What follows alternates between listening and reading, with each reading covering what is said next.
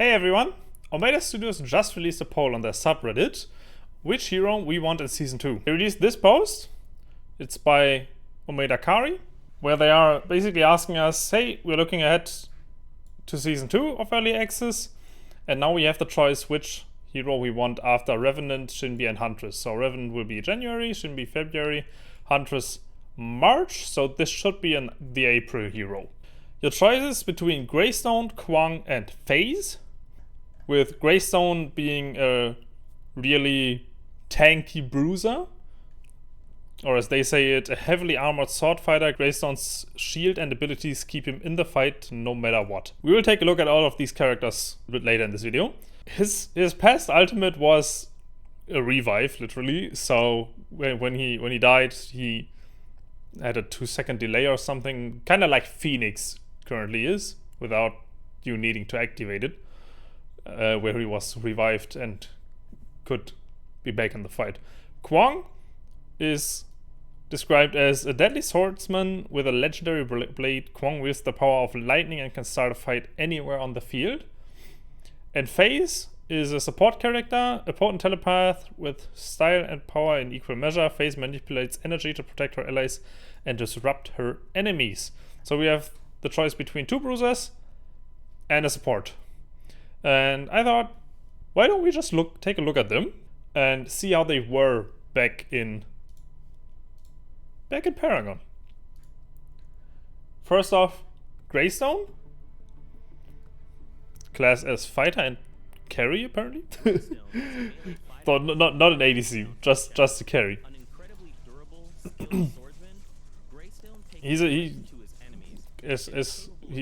It was just said in the video, he's a durable swordsman. Obviously the card system isn't here anymore. His first ability in Paragon... Wait, let me go back. His first ability is this spinning sword around him, which does, well, basically passive damage while you can also auto someone. Then he had a jump, very similar to the jump that Rampage currently has.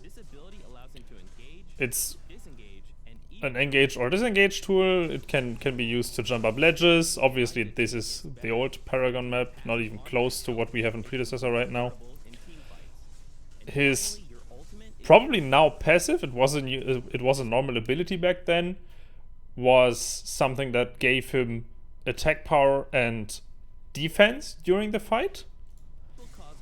And this is his ultimate, where he turns into stone and then comes back short after. And it seems, wait, let me take a look at this. This will obviously be rebalanced, if not completely reworked at all. But back then, he came back to life with almost 3/4 of his HP.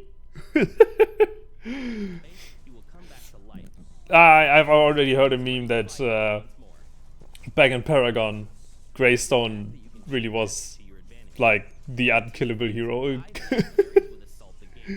The tank to play if you want to be tanky. That's Greystone. Next up is FaZe. I'll leave Kwang for the last because, to be fair, I also really want FaZe in the game, but I want Kwang a little bit more, and we'll get to that. First off, FaZe. Get this back to HD, please.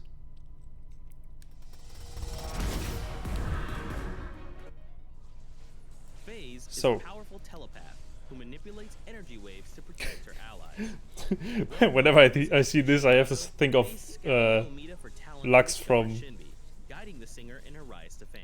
League of Legends. Focus on building utility items to protect your carry. Obviously, the card system isn't link will create a link between you there anymore. and your ally. First ability is a link. You can reactivate the ability to pull them to safety.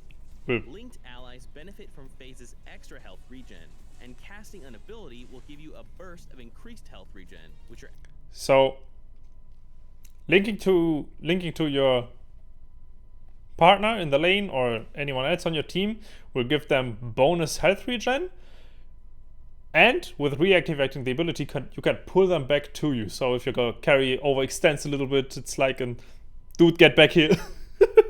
You'll die if you stay there. And it will also give them a short heal. also benefit from. Psychic Flare will emit a blast of light around FaZe and her linked target. This ability is interesting Enemies caught in the AoE. because it's literally a flashbang Completely whites out an where enemy's vision, which I'm really curious if they keep that and keep that as a white flare on your screen, because to be fair, I could believe that there will be many complaints about someone's screen going completely white and being too bright and everything. But yeah, that's her next ability. Energy lance will cause FaZe to fire a stream of energy from her hands, Then dealing damage and a stream that stacks is slow and can also root if you have enough stacks. Will stack and eventually root her enemy. Energy lance can be used defensively to protect your carry, or offensively to set up plays. And finally, your ultimate is Hyperflux.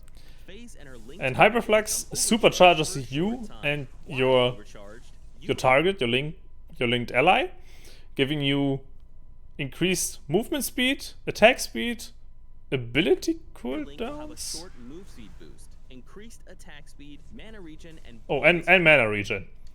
So basically, buffs all across the board for a short time. They say later in the video that she isn't too tanky, so I don't overextend. Basically, she's a little bit of a backline support, really focusing on supporting one character during a fight, the character that she's linked to. So basically, her link is her main mechanic. This is FaZe. I'm super excited for when we get her. I really hope that this is much more of a choice of what order we get these characters in, and not, okay, you'll get FaZe now and then the other two will be added in later seasons. I really hope that we get all three of them, and it's just a question of when in this season, or the order. Kwang! Kwang is a durable fighter that excels at initiating fights. A master swordsman, Kwang can utilize his legendary blade to change how and where he uses his abilities. Focus on buying cards that increase your physical damage and health, and reduce your cooldowns. Judgment of the Heavens. So Kwang's really interesting because Kwang can throw his sword. Whenever he does that, he can't attack, but if he lands a hit on an enemy, they will be tethered for a short time, like you can see here with the Iggy and Scourge.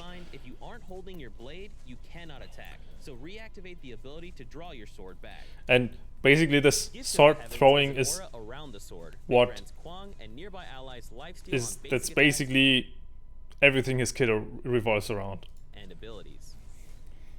Then he had a lifesteal ability, he has a lightning ability where either he strikes himself, or if his sword is thrown out, as you can see here, the lightning will strike the sword, so you can poke with it.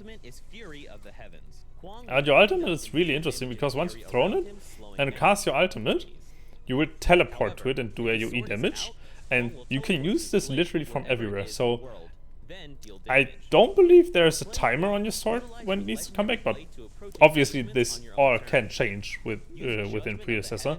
This is how it was back in Paragon when we didn't have real passives on characters, or passives were an ability.